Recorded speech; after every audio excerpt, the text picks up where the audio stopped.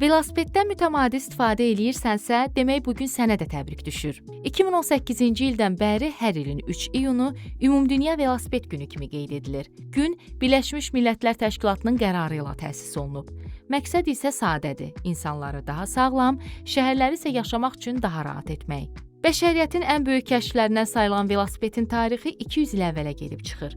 İstər ilk nümunələr, istər müasir velosipedlər milyonlarla insanın həyatını müsbətə doğru dəyişib. İndi dünyada 1 milyarddan çox velosiped var və hər gün milyonlarla insan işə, məktəbə və səyahətə məhz bu vasitə ilə gedib gəlir. Velosiped avtomobillərlə müqayisədə sıfıra yaxın karbon emissiyası yaradır.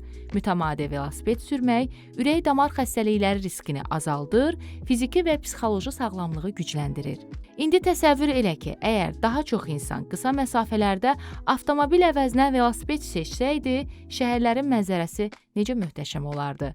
Daha təmiz hava, daha az tıxac, daha sağlam sakinlər.